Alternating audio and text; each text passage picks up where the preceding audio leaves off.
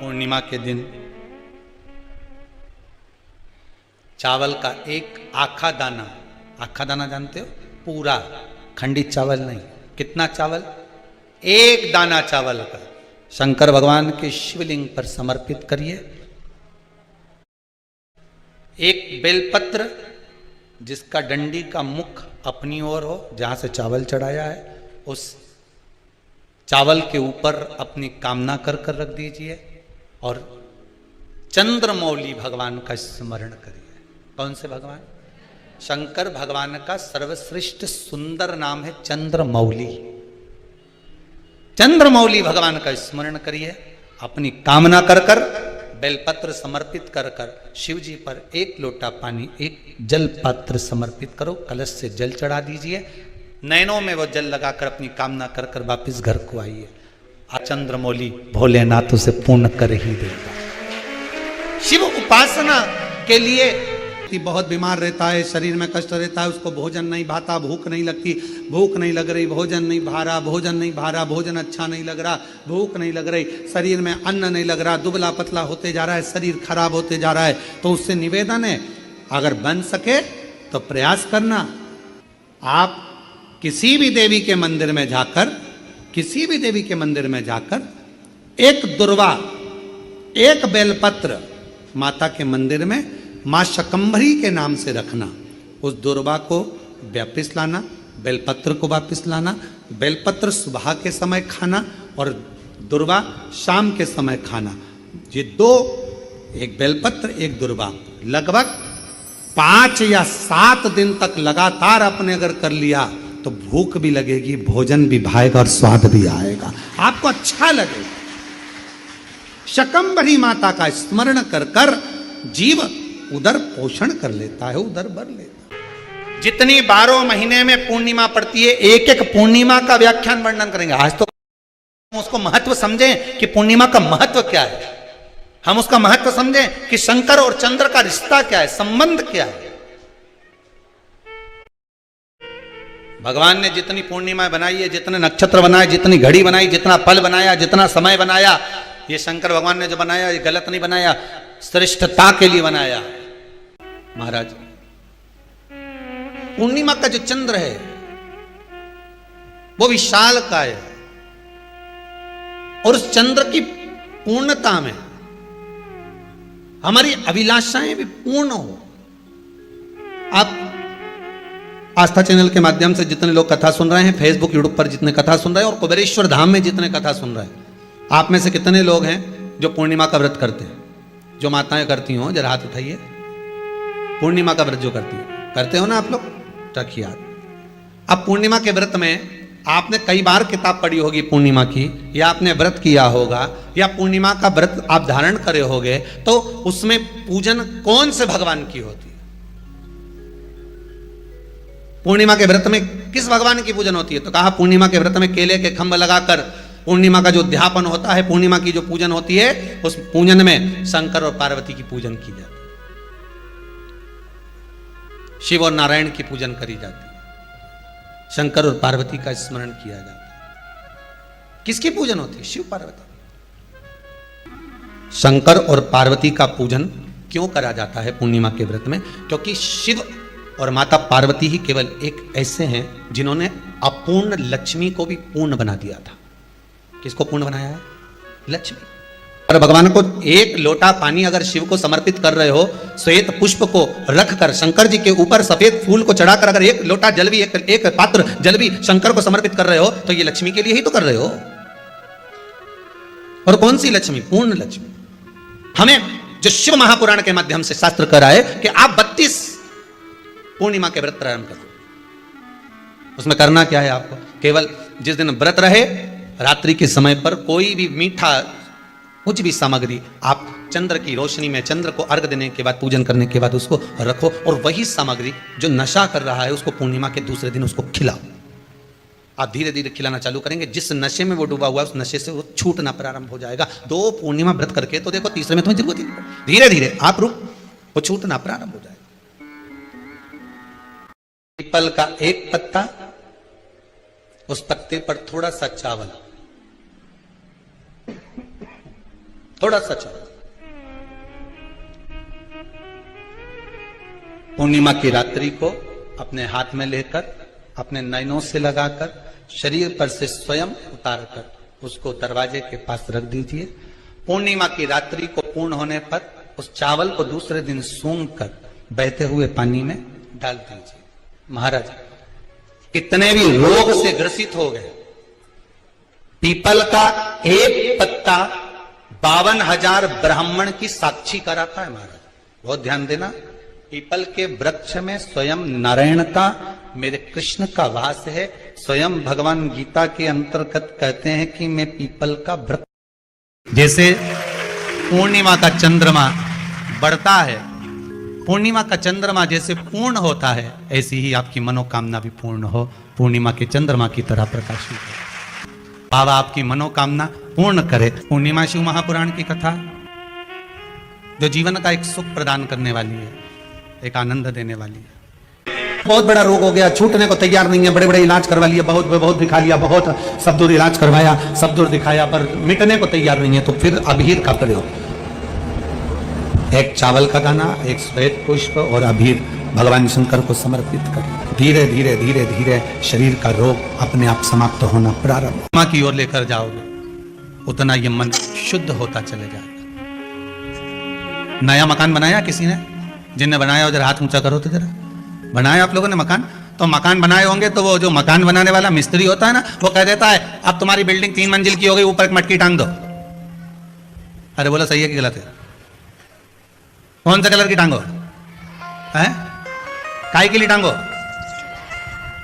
कि जो बिल्डिंग को देखेगा और बिल्डिंग देखने के बाद उसकी नजर उस मटकी पे चली गई, तो मटकी से जब उसकी नजर मिल गई तो जितनी नजर इसने बिल्डिंग में लगाई वो सारी नजर उसकी मटकी पे पड़ते ही उसी में वापस प्रवेश कर गई। मतलब नजर बिल्डिंग में आई। कहां टांगी मटकी? पीछे, राइट लेफ्ट, कहां टांगी? बिल्कुल आगे। कि जो बिल्डिंग को देखेगा, जो इस मकान को देखेगा, जो इस बिल्डिंग को देखेगा, जो नए मकान को देखेगा, और उसकी दृष्टि घूमते घूमते घूमते घूमते अगर मान लो वो घूमती हुई दृष्टि उस मटकी पर चली जाती है, तो हमारी बिल्डिंग पर नजर नहीं लगेगी। नहीं तो दुनिया की लोगों की नजर तो बड़ी विचित्र होती है। कौन से कलर की टांगी? काले कलर। पुराण भी यही कहती है कि भगवान के मंदिर क्यों जाते हैं, किस लिए जाते हैं, और एक ही देवता है जिसके माथे पे मटकी बंधी रहती है। अरे बोलो तो जम के, कौन सा? देव अधिदेव महादेव, उसके माथे पे हमेशा कलश ही मिलता है। तो किसी ने पार्वती जी शिव जी से पूछी, क्यों भोलेनाथ जी ये बताओ जरा, ये जब गंगा तुम्हारे सिर पर है, भोलेनाथ जी जब गंगा तुम्हारे सिर पे है तो पानी तो यूं निकलना चाहिए, तो ये उल्टा पानी तुम्हारे ऊपर बूंद बूंद टपक रहा है, ये है क्या? शंकर भगवान बोले ये पानी का तो बहाना बना के रखा है, जो भगत मेरा दर्शन करने आता है उसकी नजर तो मेरी मटकी ही उतार देती है, उसकी नजर तो मेरी मटकी ही उतार देती है। जो शंकर के मंदिर में प्रवेश करता है और प्रवेश करते समय बस मेरे उस कलश का दर्शन करता है। कई लोग प्रश्न करते हैं, महाराज जी इस कलश का महत्व क्या है?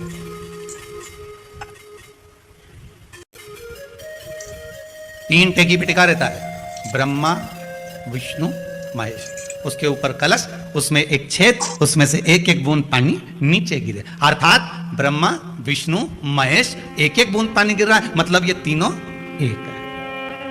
पुराण के अंतर्गत स्कंद पुराण में लिखा गया, स्कंद पुराण में वर्णन किया है श्री वेदव्यास जी महाराज ने, कहा ये पूर्णिमा का व्रत इसलिए किया जाता है कि व्यक्ति का जब मन गलत भ्रम में जाने लगता है, मन जब गलत जगह पर जाने लगता है, तो ये मन को गलत जगह पर ले जाने वाला कौन होता है? तो कहा ये चंद्र होता है। व्यक्ति की राशि के अंतर्गत, व्यक्ति की पत्रिका के अंतर्गत, व्यक्ति की ग्रह दशा के अंतर्गत जब चंद्र बेकार चलता है तो व्यक्ति अच्छा करते करते भी बेकार करने लग जाता है। 1 महीने की पूर्णिमा को जिसके घर में दूध की सामग्री बनती हो, दूध की सामग्री तैयार होती हो, खीर प्रसाद तैयार होता हो, उसके घर में कभी क्लेश नहीं हो सकता। अब भगवान विष्णु में कितनी विनम्रता थी वो देख लीजिए। शंकर भगवान के गणों से भगवान विष्णु हार गए और दक्ष प्रजापति कह रहे हैं तुम्हें थोड़ी बुद्धि विवेक आना चाहिए, नारायण सोचो, तुम शंकर से नहीं उनके गणों से हार गए। आग लगाने वाले ढेर मिलेंगे, कहाँ चक्कर में पड़े हो, क्यों झुक रहे उसके आगे, चलो और काम पड़ा है दूसरी जगह करेंगे, दूसरी जगह ये कर लेंगे, और अपने को कह रहा है ये नहीं तो दूसरा सही, दूसरा नहीं तो तीसरा सही।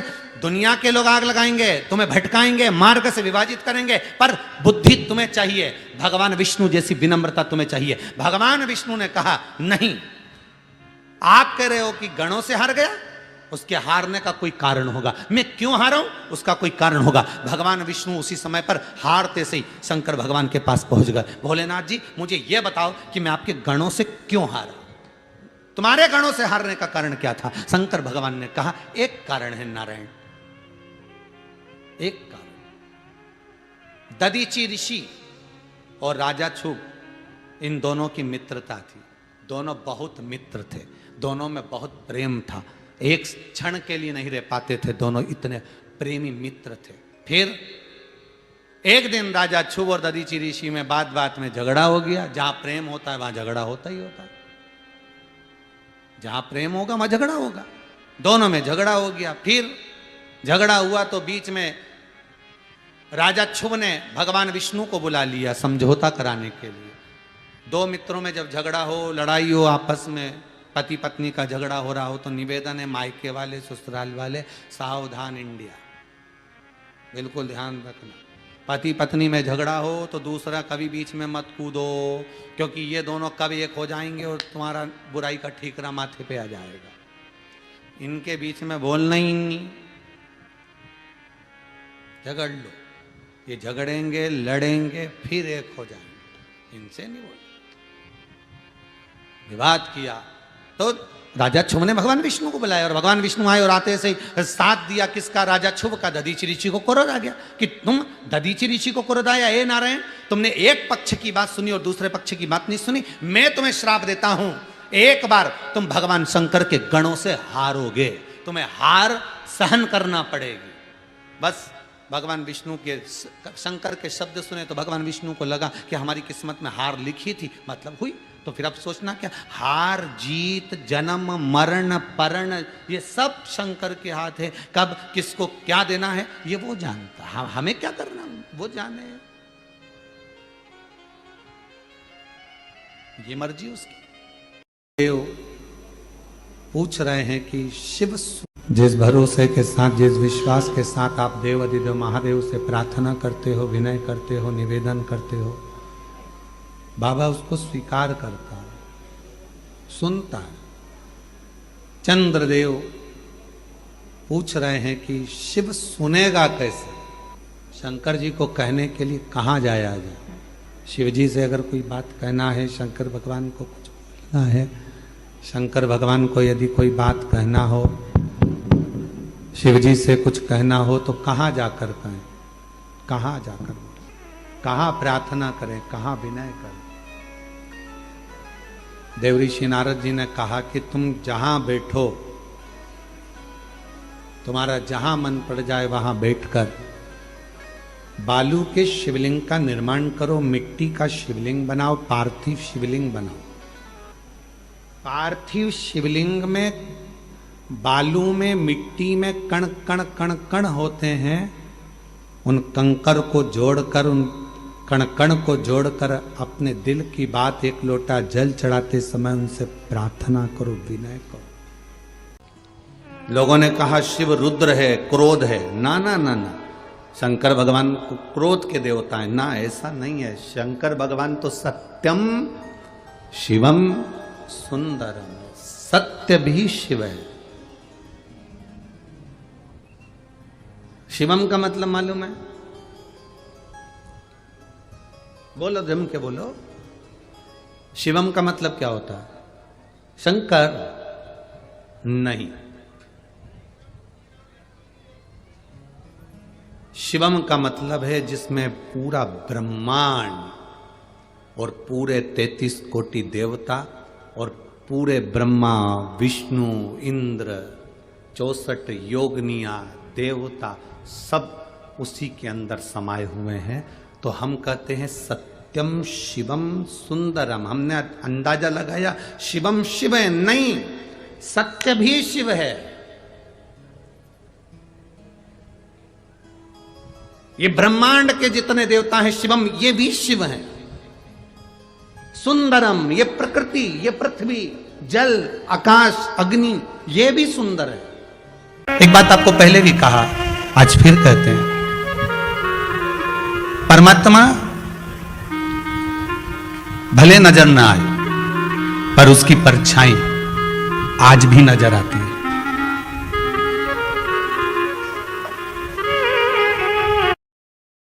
और हम तो भगवान से यही प्रार्थना करते हैं, चंद्रमा की रात्रि में जो मेरे शंकर के मस्तक पर चंद्र होता है, इसलिए कथा को 2 दिन की रात्रि को ली है कि चंद्रमा को जैसे आपने मस्तक पर धारण करा है, मेरे शंकर जो इस रात्रि की कथा को सुन रहे हैं उनको भी उन्नति की सीढ़ी पर आगे बढ़ा देना। ये भी आने वाले समय में शिव महापुराण की कथा श्रवण करवाएं, जनमानस का कल्याण करवाएं, ऐसी कृपा कर देना भोलेनाथ, ऐसी करुणा कर देना। की आराधना चंद्रभागा नदी के तट पर करी है, बालू का शिवलिंग बनाकर, बालू रेत का शिवलिंग बना। बहुत ध्यान देना आप लोग, किसी भी नदी में स्नान करने जाओ, तीज त्योहार पर, अमावस्या, पूर्णिमा आदि जो भी उत्सव मनाने के लिए आप किसी नदी के घाट पर जाते हो, किसी तालाब के घाट पर जाते हो, किसी कुंड के, किसी सरोवर के घाट पर जाते हो, और यदि आप स्नान कर रहे हो किसी पवित्र नदी में, तो वहां की बालू रेत उठाकर शंकर भगवान के शिवलिंग बनाकर जो पूजन करता है, मात्र 5 बार उसी नदी का जल शंकर को समर्पित कर कर, भले दिया नहीं है, अगरबत्ती नहीं है, जल चढ़ाकर जो शिवलिंग को विसर्जन कर देता है, उसके पूर्वजों को पिंड की भी जरूरत नहीं पड़ती, वो तर जाता। उसके पूर्वजों को पिंड भाग की भी जरूरत नहीं पड़ती। उसके कि कुछ तिथियां भारत की भूमि पर ऐसी वर्णित है जिन तिथियों में भी गंगा का जल हम शिव को अगर एक बूंद भी समर्पित कर रहे हैं, गंगा का जल मात्र एक आधी चम्मच भी, आचमन जितना भी अगर हम शिव को समर्पित कर रहे हैं तो उसका सुख आनंदित है। जैसे पंचमी तिथि, नवमी तिथि, दशमी तिथि, एकादशी, प्रदोष, पूर्णिमा, अमावस्या, ये तिथियां हमारे यहाँ जो दी गई हैं, इन तिथियों में अगर हम गंगा का मात्र थोड़ा सा जल भी अगर जल के पात्र में डालकर गंगा जी का जल थोड़ा सा भी शिव के पास लेकर जा रहे हैं, तो ये एक भाव अपने भीतर होना चाहिए कि आप केवल गंगा का जल साधारण शिव मंदिर में समर्पित नहीं कर रहे हो। खाते हुए आपकी आंखों में अगर आराम न लगे तो फिर किसी शिव मंदिर में शंकर का शिवलिंग हो, जलाधारी हो, और वो जलाधारी का पानी, शिवलिंग की जो जलाधारी होती है वो थोड़ी मोटी होती है। बोलो बोलो, देखा है आप लोगों ने कि नहीं देखा? जिस पे ये शिवलिंग रखा रहता है, ये शिवलिंग जिस पे रखा है वो मोटा होता है कि नहीं? तो जलाधारी जो मोटी होती है ना चारों तरफ, तो शंकर पे चढ़ा हुआ जल इस जलाधारी में से जब यहाँ से बहकर आता है, उस स्थान पर अपनी हथेली का स्पर्श करिए और स्पर्श कर कर शंकर के मंदिर में ही नेत्रों को लगाने का प्रयास करिए। 22 से 25 दिन तक आंखों में लगाने का प्रयास करना। 30वें दिन हमको पत्र लिखकर भेजना कि आपकी आंख की रोशनी बढ़ना प्रारंभ हुई कि नहीं, आपका चश्मे का नंबर ठीक हुआ कि नहीं। नेत्रों पर इस स्थान का महत्व है।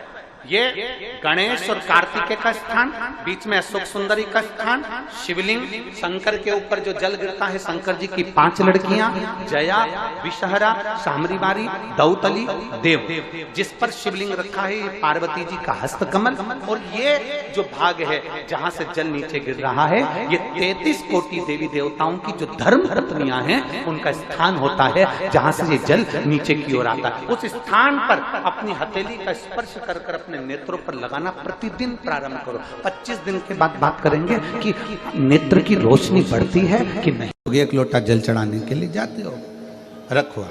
हो सकता है आपके शंकर जी के मंदिर में नंदी है, शिवजी हैं, पार्वती जी है, गणेश जी हैं, कार्तिकेय जी हैं, सब कुछ है।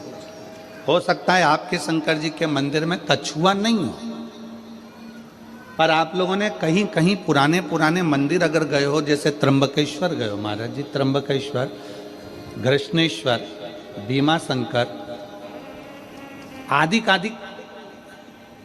जितने भी शंकर के विशाल पुराने शिवालय हैं, आप वहां जाकर दर्शन करेंगे तो नंदी और नंदी के सम्मुख में कछुआ भगवान की ओर मुंह कर कर बैठा। कौन कौन ने दर्शन किए हैं? हाथ उठाओ जरा। किए आप लोगों ने? शंकर जी की रिश्तेदारी तो नंदी से, फिर ये कछुआ यहां क्या कर रहा है?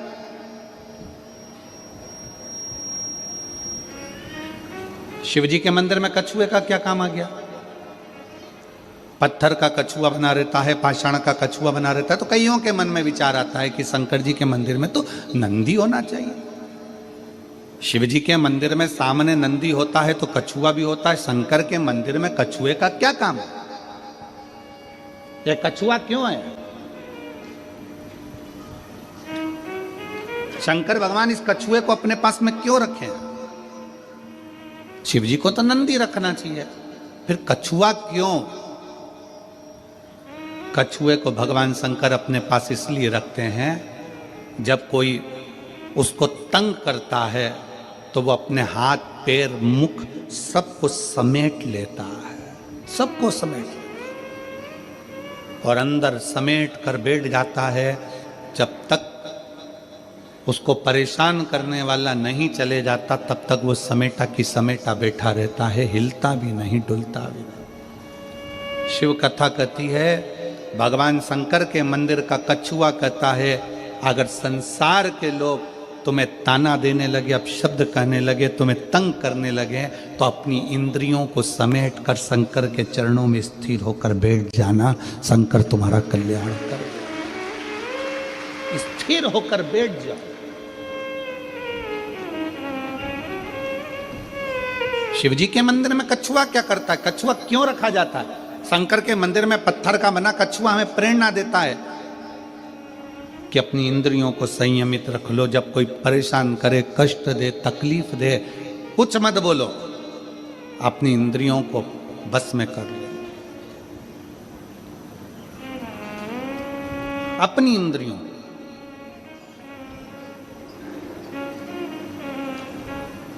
और जब वो इंद्रियां आपके बस में हो जाएगी तो फिर आप धीरे से चलना प्रारंभ करना, जैसे कछुआ चलना प्रारंभ करता है और अपने मंजिल तक पहुंच जाता है।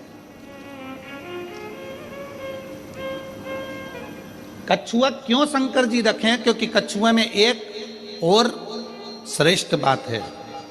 कछुए की सबसे श्रेष्ठ बात यह है कि कछुए को उल्टा घुमा लो, सीधा घुमा लो, पटक कर, घुमाकर, कहीं पर भी, पहले कछुआ अगर इधर जा रहा है तो उसकी दिशा बदल दो, कहीं पर भी ले जाकर छोड़ दो, कछुआ थोड़ी देर के बाद में जिस दिशा में जाता था उस दिशा में वापिस चलने लगता है। कछुए का नियम है, वो अपनी दिशा नहीं छोड़ता।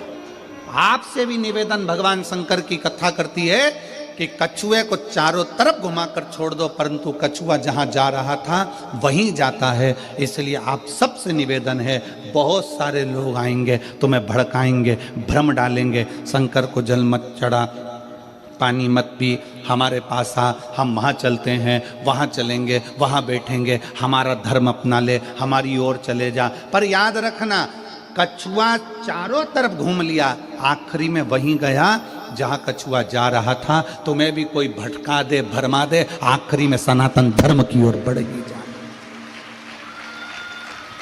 आखिरी में शिव तत्व की ओर जरूर जाना, भगवान शंकर की शरणागति की ओर जरूर जाना। एक लोटा जल चढ़ाने के लिए शंकर के शिवालय में, मंदिर में जरूर पहुंचो, जरूर।